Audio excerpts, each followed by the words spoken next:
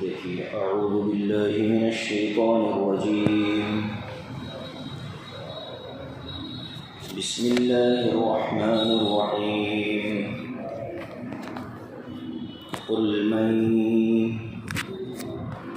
ينجيكم من ظلمات البر والبحر تدعونه تضرعا وخفيا لئن أنجانا آیت نہیں ملی کیا؟ مل گئی آیت. لئن أنجانا من هذه لنكونن من الشاكرين قل الله ينجيكم منها ومن كل كرب ثم أنتم تشركون قل هو القادر على أن يبعث عليكم عذابا من فوقكم أو من تحت أرجلكم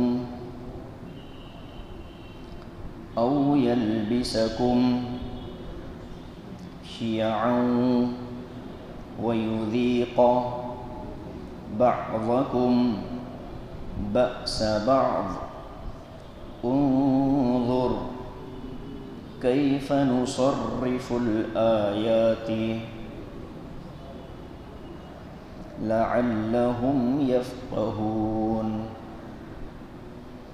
وكذب به قومك وهو الحق قل لست عليكم بوكيل لكل نبأ مستقر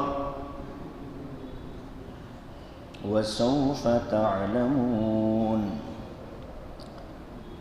کافی ہے. صدق اللہ العظیم. ترجمہ دیکھیے. قل من ينجيكم من ظلمات البر والبحر. اے نبی صلی اللہ علیہ وسلم آپ ان سے پوچھیے کہ کون ہے جو تمہیں خشکی اور تری کی تاریکیوں میں نجات دیتا ہے. تدعونہ تضرعا وخفیہ، جب کہ تم اس کو پکارتے ہو اپنے آپ کو ذلیل کر کے اور چپ کے. لئن انجانا من ہذہ، تم یہ کہتے ہو کہ اگر ہمارے اللہ نے اس مصیبت سے ہم کو نجات دے دی، لنکونن من الشاکرین، تو ہم ضرور شکر گزار فرما بردار بندوں میں ہو جائیں گے. قل اللہ ینجیکم منہا، آپ کہہ دیجئے اللہ ہی ہے جو تم کو اس مصیبت سے نجات دیتا ہے. ومن کل کرب، اور ہر ایک مصیبت سے نجات دیتا ہے. ثم انتم تشرکون، لیکن تم پھر بھی شرک کرتے رہتے ہو. قل هو القادر على ان يبعث عليكم عذابا، اے نبی آپ یہ بھی کہہ دیجئے کہ وہی ہے جو قادر ہے، قدرت رکھتا ہے اس بات پر کہ تم پر عذاب بھیجے. من فوقکم، تمہارے اوپر سے، او من تحت ارجلکم، یا تمہارے نیچے سے، او یلبسکم شیعا، یا یہ کہ تم کو گروہ گروہ بنا کر آپس میں لڑا دے. ویذیق بعضکم بأس بعض، اور ایک دوسرے کی لڑائی کا مزہ تم کو چکھا دے. انظر کیف نصرف الآیات لعلہم یفقہون، اے نبی آپ دیکھیے تو صحیح کہ ہم آیتوں کو کیسے مختلف انداز میں سنا رہے ہیں تاکہ لوگ سمجھ جائیں. وَكَذَّبَ بِهِ قَوْمُكَ وَهُوَ الْحَقُّ، آپ کی قوم نے عذاب کا اور قرآن کا انکار کیا حالانکہ وہ سچا ہے. قُلْ لَسْتُ عَلَيْكُمْ بِوَكِيلٍ، آپ کہہ دیجئے کہ میں تم پر کوئی متعین نہیں ہوں، میں تم پر کوئی ذمہ دار نہیں ہوں۔ لکل نبأ مستقر، ہر خبر کے، ہر بات کے پیش آنے کا ایک وقت متعین ہے۔ وسوف تعلمون، اور عن قریب تم جان لو گے۔ دو مضامین ہیں۔ گزشتہ مضمون کا جو اختتام تھا وہ بعث بعد الموت، مرنے کے بعد کی زندگی کا اللہ نے اس بات فرمایا تھا، اور آخری جو آیت ہم نے پڑھی تھی اس میں فرمایا تھا کہ اللہ بہت تیزی کے ساتھ حساب لینے والا ہے۔ اب اللہ تبارک و تعالی نے پھر توحید کے مضمون کو بیان کیا۔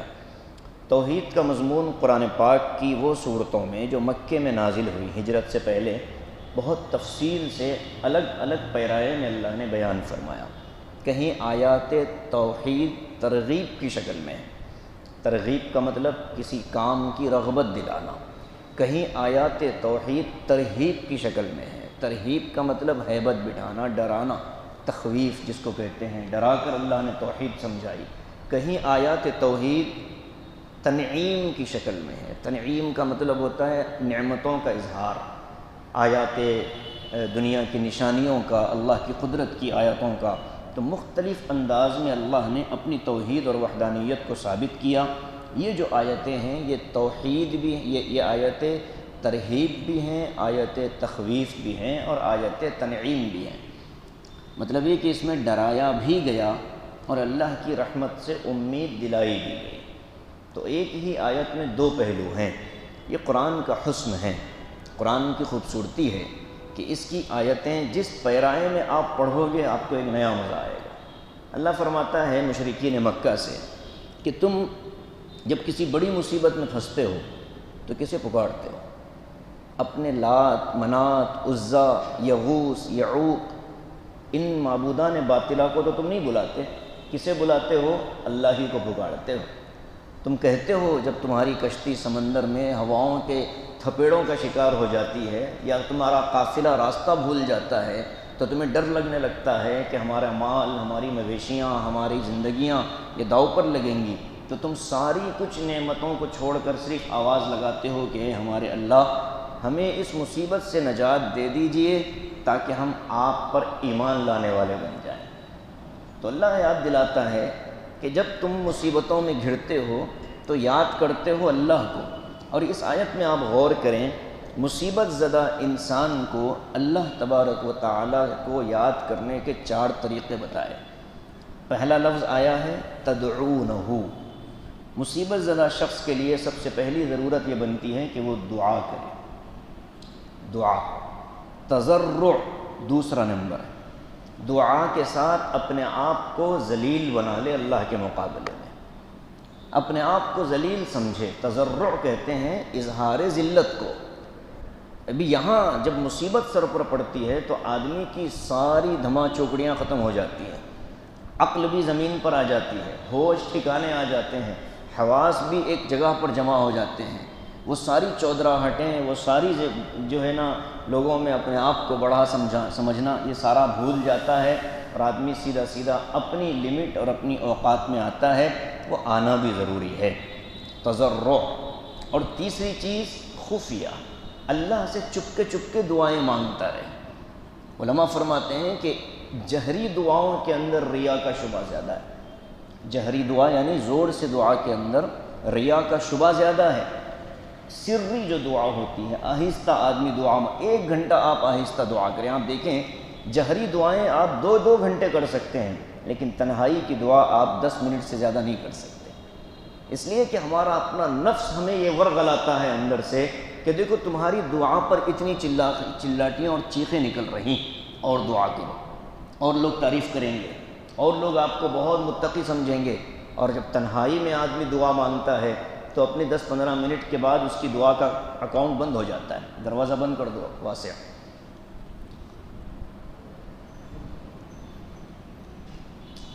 تو اللہ کہتے ہیں کہ خفیہ اللہ سے چپکے دعائیں مانگو۔ میں نے کسی موقع پر عرض کیا تھا، اللہ سے تعلق قائم کرنے کا سب سے آسان راستہ یہ ہے کہ اپنی چھوٹی موٹی ضرورتیں اپنی زبان میں اللہ سے مانگنا شروع کرے آدمی۔ چلتے پھرتے دعا، اٹھتے بیٹھتے دعا۔ حضرت مولانا غلام استانوی صاحب فرماتے تھے ہمیں، ہم جب پڑھتے تھے، حضرت کہتے تھے کہ جب پانی منہ میں لو تو اللہ سے یہ دعا مانگو کہ مولا اس کو میرے پیٹ میں پہنچا دے۔ کتنا راستہ ہے، حلق سے معدے کا راستہ کتنا ہے، لیکن وہ کہتے ہیں کہ دعاؤں کا اتنا اپنے آپ کو عادی بناؤ، اللہ سے پھر تعلق قائم ہوگا، اللہ کی ذات سے تعلق بنے گا۔ تو ایک مصیبت زدہ شخص کے لیے جو تیسرا کام ہے وہ چپ کے اللہ کو بلانا ہے، اور چوتھا کام ہے اب تک کی جو نعمتیں تھیں، مصیبت تو آج آئی، مصیبت کے آنے سے پہلے تو نعمتیں تھیں، تو اللہ کہتے ہیں کہ نعمتوں کے اوپر اللہ کا شکر ادا کرو، پرانی نعمتیں جو تم پر تھی اس پر الحمدللہ کہو، موجودہ مصیبتیں اللہ ہٹا دے گا۔ تو یہ 4 کام ایک مصیبت زدہ شخص کو کرنا چاہیے۔ دنیا میں کون ایسا ہے جو یہ دعویٰ کرے کہ میرے اوپر کوئی مصیبت نہیں ہے؟ کوئی یہ دعویٰ نہیں کر سکتا۔ مالدار ہے تو اس کو پریشانی کہ میرا مال کیسے بچے، حساب کتاب سے کیسے بچوں، حکومت کی نظروں سے کیسے چھپاؤں، چوروں سے کیسے بچاؤں، یہ مصیبت اس کے سر پر لگی ہوئی ہے۔ تو اس لیے ہر آدمی کو یہ 4 کام روزانہ کرنے ہیں۔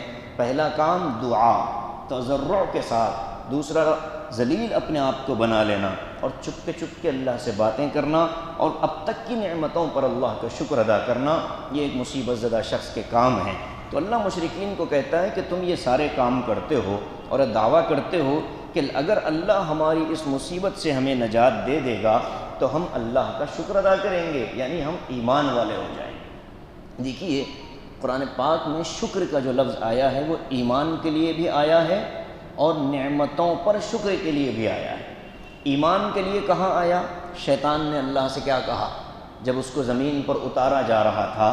تو اس نے اللہ سے کچھ باتیں کی نا، گفتگو کی اور مہلت مانگی، رب انذرنی الی یوم یبعثون، اللہ قیامت تک زندگی دے دے۔ اللہ نے کہا جا انک من المنذرین، میں نے تجھے قیامت تک کی زندگی دے دی، میں نے تجھے قیامت تک کی عمر دے دی، اب وہ زندہ ہے۔ اس کے بعد اس نے کہا اے اللہ اتنا مجھے موقع دے اور اتنا مجھے طاقت دے کہ میں لوگوں کے دائیں سے بائیں سے آگے سے پیچھے سے ان کو گمراہ کروں۔ لآتینہم من بین ایدیہم ومن خلفہم وعن ایمانہم وعن شمائلہم، دائیں اور بائیں آگے اور پیچھے سے آ کر ان کو بہکاؤں۔ اللہ نے اس کی بھی اجازت دی۔ آگے اس نے ایک جملہ کہا ولا تجد اکثرہم شاکرین، اے اللہ میں جب میدان میں آؤں گا تو آپ کے بہت سے بندوں کو آپ کا نافرمان بنا دوں گا، آپ کے بہت سے بندوں کو آپ کا نافرمان بنا دوں گا۔ تو یہاں جو شکر کا لفظ آیا ہے، مفسرین کہتے ہیں علامہ قرطبی وغیرہ کہ یہاں شیطان نے یہ کہا کہ میں آپ کے بہت سے بندوں کو آپ پر ایمان سے روک لوں گا، مطلب یہ کہ میں ان کو کفر کی طرف لے جاؤں گا۔ کفر نافرمانی کو بھی کہتے ہیں، اور کفر حقیقت میں اللہ کے انکار کو بھی کہتے ہیں۔ لئن شکرتم لازیدنکم ولئن کفرتم، یہاں جو کفرتم کا لفظ ہے یہ نعمت کی ناقدری پر ہے۔ یہاں کفر حقیقی معنی میں نہیں ہے اللہ کے انکار کے، یہاں کفر نعمت کی ناقدری کے معنی میں۔ تو کفر اور شرک یہ دونوں چیزیں قرآن اور شکر یہ دونوں چیزیں قرآن پاک میں الگ الگ معنی میں بیان کی گئی ہیں۔ تو یہاں جو شاکرین کا لفظ آیا ہے، کافروں کے لیے اس لفظ کا معنی یہ ہے کہ ہم ایمان لانے والے بن جائیں گے، اور ایمان والوں کے لیے اس لفظ کا معنی یہ ہے کہ ہم اب تک کی نعمتوں پر آپ کا شکر ادا کرنے والے بن جائیں گے۔ اللہ کہتے ہیں کہ اے نبی آپ ان سے یہ کہہ دیجئے قل اللہ ینجیکم منہا، وہ خود بھی جانتے ہیں مشرکین کے عذاب کا ہٹانے والا کون، لیکن آپ ان کے اس جاننے کے باوجود اپنی طرف سے یہ اعلان کیجئے کہ اللہ ہی ہے جو تم کو ان مصیبتوں سے نجات دینے والا ہے، کوئی در نہیں ہے اللہ کے علاوہ جو مصیبتیں ہٹانے والا ہے۔ وَمِن كُلِّ كَرْبٍ، صرف وہ مصیبت نہیں جس میں تم پھنسے ہو، بلکہ ہر چھوٹی بڑی مصیبت کو دور کرنے والی ذات بھی اللہ کی ہے۔ ثُمَّ أَنْتُمْ تُشْرِكُونَ، تمہارا مسئلہ یہ ہے کہ مصیبتوں میں تو اللہ کو پکارتے ہو، جیسے ہی تمہاری مصیبت ہٹی تم اللہ تبارک و تعالیٰ کی شان میں شرک کرنا شروع کر دیتے ہو۔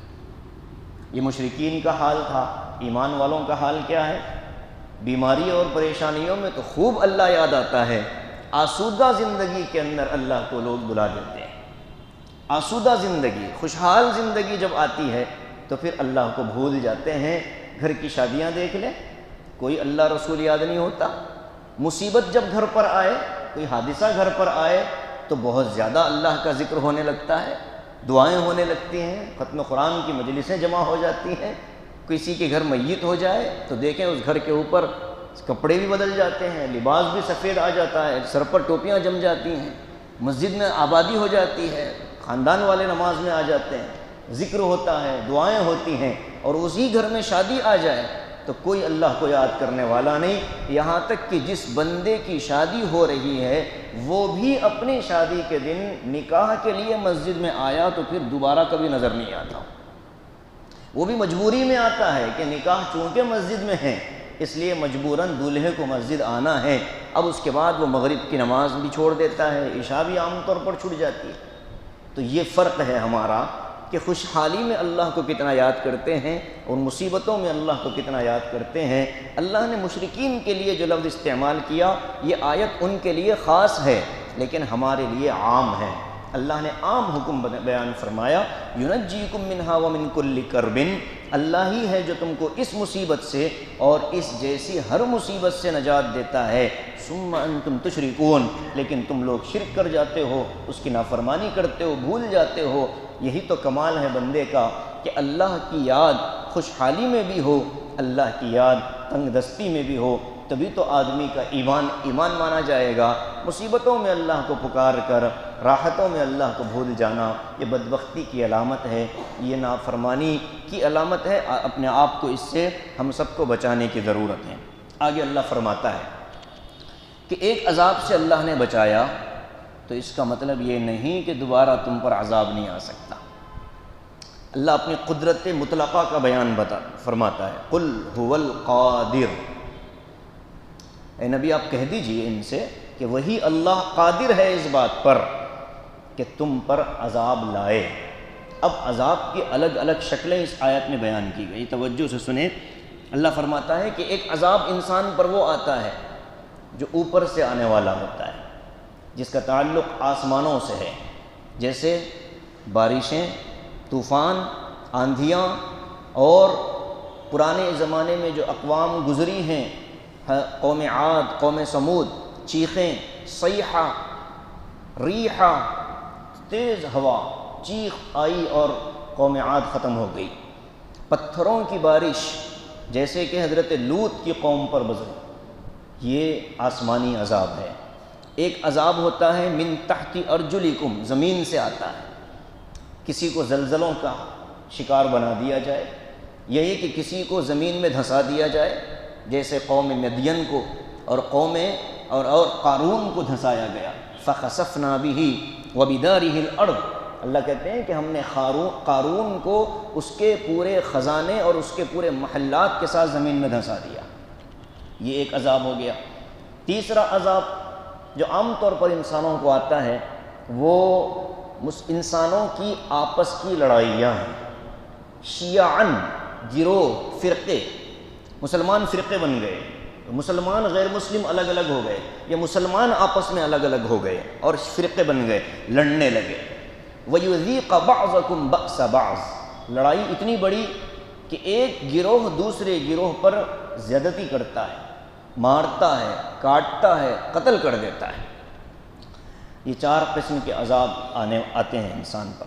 اللہ کے رسول صلی اللہ علیہ وسلم نے وہ جو مسجد ہے بنو معاویہ قبیلے میں جہاں اللہ کے رسول تشریف لے گئے تھے، حضرت سعد ابن ابی وقاص آپ کے ساتھ تھے، حضور صلی اللہ علیہ وسلم نے دعا مانگی، بڑی لمبی دعا مانگی، بہت لمبی دعا، اور اس دعا میں اللہ کے رسول علیہ السلام نے امت کی حفاظت کے لیے دعائیں مانگی۔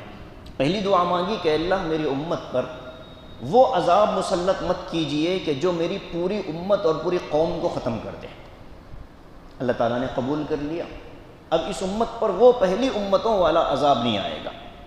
ہاں، ایک تفسیر کی کتاب ہے تفسیر روح البیان، آج میں وہ پڑھ رہا تھا تو اس میں ایک روایت ملی کہ نوح علیہ السلام کے طوفان کی کچھ شکلیں ہر 30 سال میں اللہ پاک دنیا کے کسی نہ کسی خطے میں اس کی جھلک دکھاتا ہے۔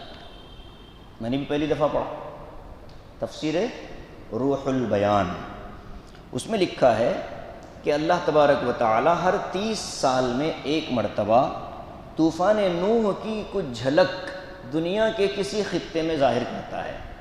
جیسے ابھی پڑوسی ملک کا حال ہے، 60% سے زیادہ ملک پانی کے تہہ کے نیچے ہے، تباہ و برباد ہیں اور زندگیاں ان کی صفر پر آ گئی. گزشتہ ہمارے ملک کے اکثر علاقوں میں، مہاراشٹر وغیرہ میں جو سیلاب کی کیفیتیں آ گئی تھیں، ہمارے اپنے پچھلے سال حیدرآباد کا جو حال ہو گیا تھا. تو یہ اللہ تبارک و تعالیٰ نے بڑی عذاب جو پوری قوم کو ختم کر دے اس کو ہٹا لیا، اس سے امت کو بچا لیا. دوسرے، کوئی ایسا ظالم بادشاہ اس امت پر مسلط نہیں ہوگا کہ جو پوری امت کو ختم کر دے. کوئی ایسا ظالم بادشاہ اس امت پر مسلط نہیں ہوگا جو پوری امت کو ختم کر دے. یہ بھی اللہ کے رسول کی دعا کی برکت سے اللہ نے امت کو اس سے بچایا. تیسری دعا اللہ کے رسول نے مانگی تھی، اے اللہ میری امت آپس میں جھگڑا نہ کرے. اللہ تبارک و تعالیٰ نے کہا کہ یہ نہیں قبول ہونے والی، یہ نہیں قبول ہوگی. تو یہ دعا قبول نہیں ہوئی. وہ جگہ جہاں اللہ کے رسول نے دعا مانگی مسجد تھی بنو معاویہ قبیلے کی، وہ مسجد موجود ہے آج بھی، مسجد اجابہ کے نام سے مدینہ منورہ کے اندر. وہاں لوگ جاتے ہیں برکت کے طور پر، نفل پڑھتے ہیں اس مسجد میں، چونکہ حضور نے وہاں نماز پڑھی تھی، مسجد اجابہ. 2 دعائیں قبول ہوئیں، ایک دعا رد کر دی گئی. مصلحت اللہ جانتا ہے، وجہ کیا تھی اللہ جانتے ہیں، ہمیں اس کے پیچھے پڑنے کی اجازت نہیں ہے. حضور پاک صلی اللہ علیہ وسلم نے نہیں بتلایا تو ہم کو نہیں پوچھنا چاہیے. اب امت میں اختلاف اور افتراق اور گروہ بندیاں تو چلیں گی، یہ تو رہیں گی. کمال یہ ہے کہ اختلاف کے باوجود احترام کا معاملہ، یہ کمال انسانیت اور کمال شرافت کی نشانی ہے. حضرت شیخ زکریا نور اللہ مرقدہ نے ایک رسالہ لکھا، اختلاف، امت کو اختلاف میں کن حدود پر رہنا ہے. حضرت کا مختصر سا رسالہ ہے، اس میں حضرت نے بیان فرمایا کہ دیکھو اختلاف میں حدود کیا ہیں، ان حدود میں رہ کر آدمی اختلاف کرے. اختلاف کا مطلب کیا ہوتا ہے؟ نظریے کی خلاف ورزی. میرا ایک نظریہ ہے، آپ کا ایک نظریہ ہے، اسی لیے اس امت کو رائے کا اہتمام کے ساتھ حکم دیا گیا. کہا گیا کہ ایک مرتبہ مشورہ کر لو تاکہ آپ اور میرے ذہن میں جو الگ الگ باتیں آ رہی ہیں ان سب کو جوڑ کر ایک اجتماعی معاملہ کیا جائے. تو اختلاف اللہ تبارک و تعالیٰ کی طرف سے ہے، امت میں رہے گا. امت پوری کبھی متحد نہیں ہو سکتی. کچھ چیزیں ہیں جن پر اتحاد ہوتا ہے، وہ اسلام کی بنیادیں ہیں. امت میں جتنے فرقے ہیں، نماز 5 ہی مانتے ہیں، حج 1 ہی مانتے ہیں، رمضان میں کوئی اختلاف نہیں، زکوٰۃ میں کوئی اختلاف نہیں. تو جو دین کے بنیادی ارکان ہیں اس میں امت کا کوئی اختلاف نہیں. فروعات کے اندر اختلاف ہے. نماز کیسے پڑھی جائے گی اس میں اختلاف ہوگا. روزے کا وقت کب شروع ہوتا ہے کب ختم ہوتا ہے اس میں اختلاف ہوگا. زکوٰۃ کس پر واجب ہے کیا اس پر اختلاف ہو سکتا ہے. باقی جو بنیادی چیزیں ہیں ان میں اختلاف امت کا نہیں ہے. چھوٹی چھوٹے مسائل ہوں، بڑے بڑے مسائل ہوں، امت اختلاف کا شکار ہوتی ہے. لیکن کمال شرافت اور کمال دیانت داری اور کمال انسانیت یہ ہوتی ہے کہ ہزار اختلافات کے باوجود زبان کی بدزبانی سے آدمی اپنے آپ کو بچا لے اور زیادتی سے اپنے آپ کو بچا لے. حضرات صحابہ کی اختلافات امت کے سامنے، نظریے کا اختلاف ہوتا تھا. صحابہ میں حضرت عائشہ رضی اللہ تعالیٰ عنہ، وہ یہ کہتی تھیں کہ معراج کا جو سفر ہوا ہے نبی کریم صلی اللہ علیہ وسلم کا، وہ خواب کے عالم میں ہوا ہے.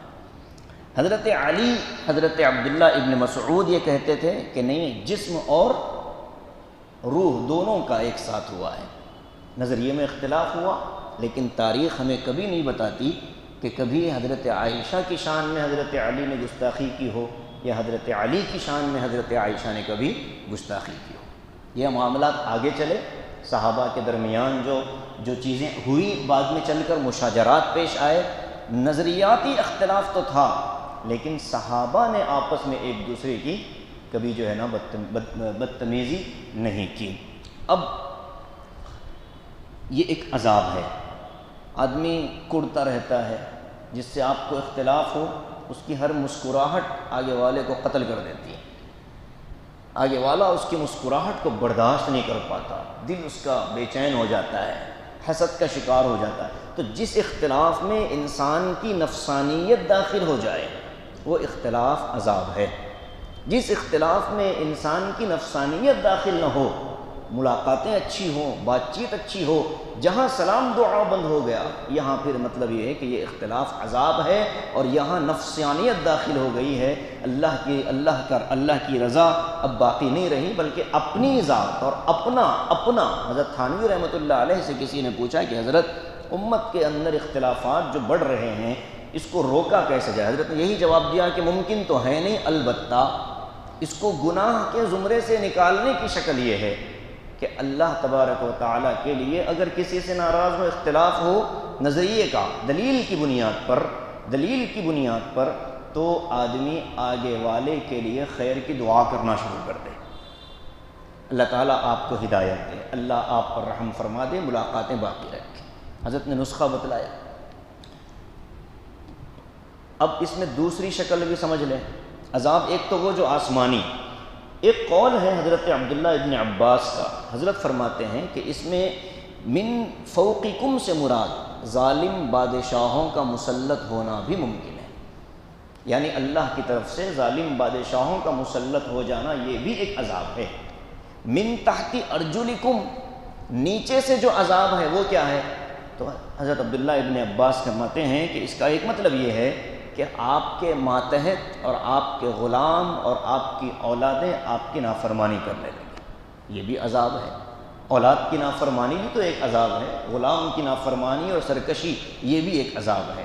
تو پہلی عذاب کی شکل من فوقکم، اوپر سے آئے، چاہے وہ آسمان کی شکل، آسمان سے عذاب کی شکل میں آئے، یا یہ ہے کہ بادشاہوں کی سختیوں کی شکل میں آئے۔ من فوقی من تحت ارجلکم، یا یہ کہ زمین سے آئے، یا تو زمینی زلزلے ہو، زمین کے خسف ہو، زمین میں دھسانا ہو، یا یہ ہے کہ اولاد اور ماتحتوں کی نافرمانی ہو۔ او یلبسکم شیعا، یا یہ کہ اللہ تبارک و تعالی تم کو گروہ بنا کر آپس میں لڑا دے۔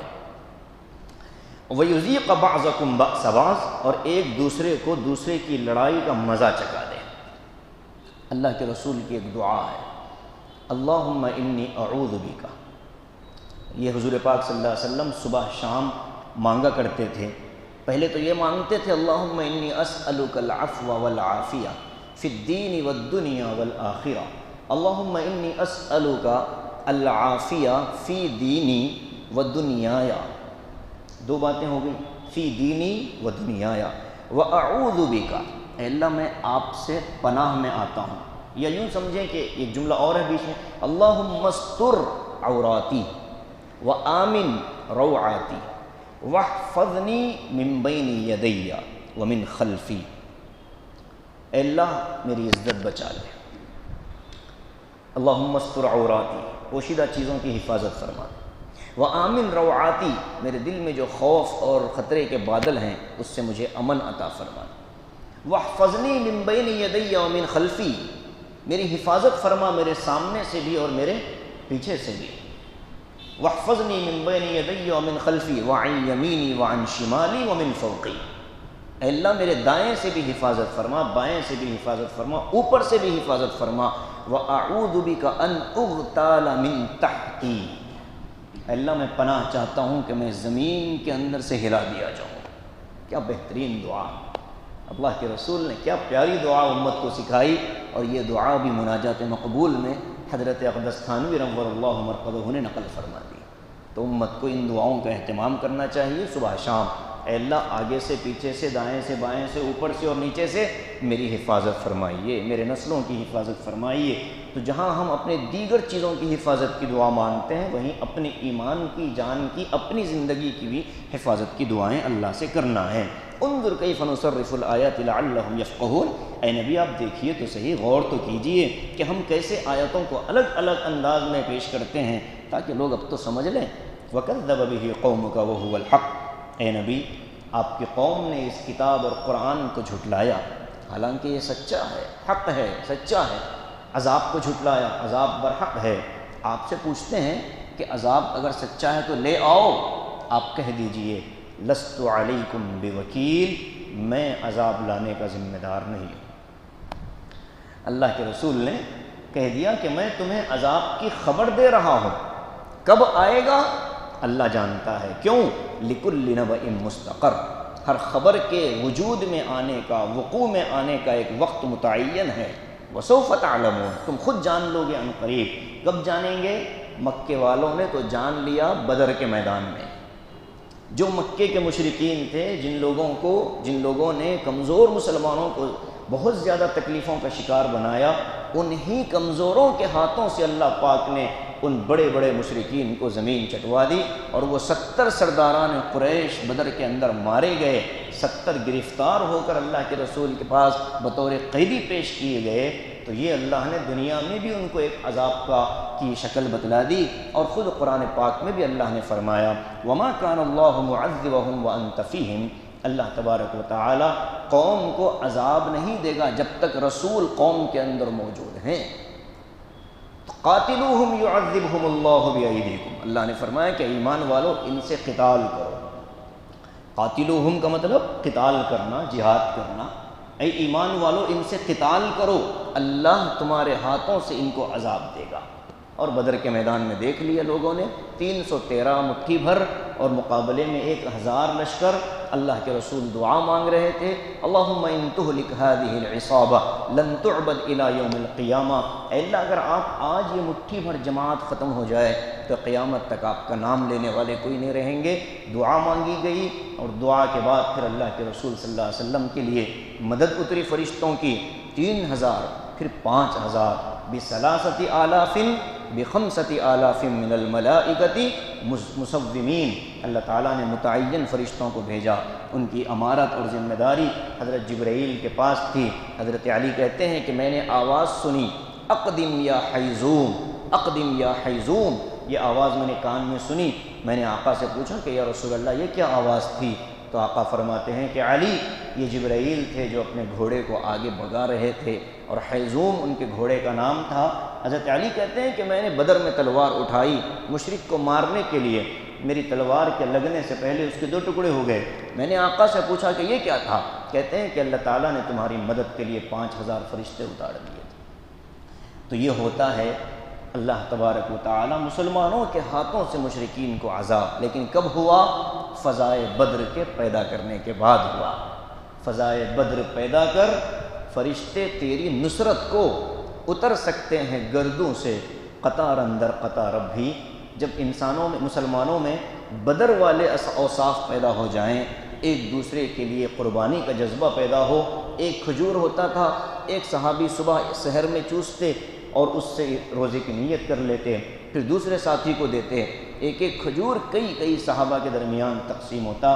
تو ایک دوسرے کے لیے ایثار، ایک دوسرے کے لیے دلوں کی وسعتیں اللہ تبارک و تعالیٰ نے پھر وہ بدر کے ملائکہ کو اتارا تھا۔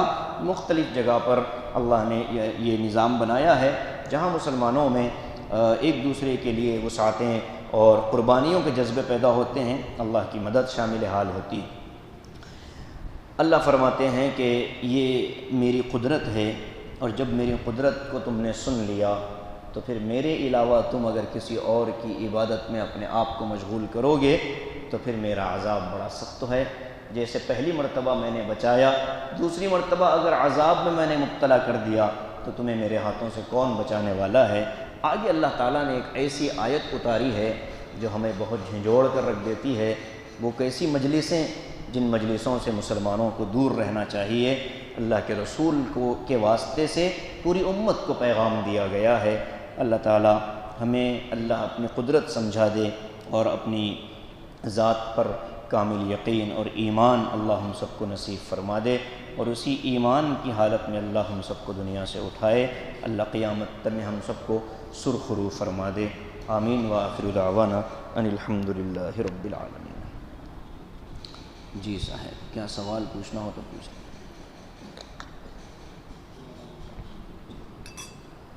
وعلیکم السلام ورحمۃ اللہ وبرکاتہ۔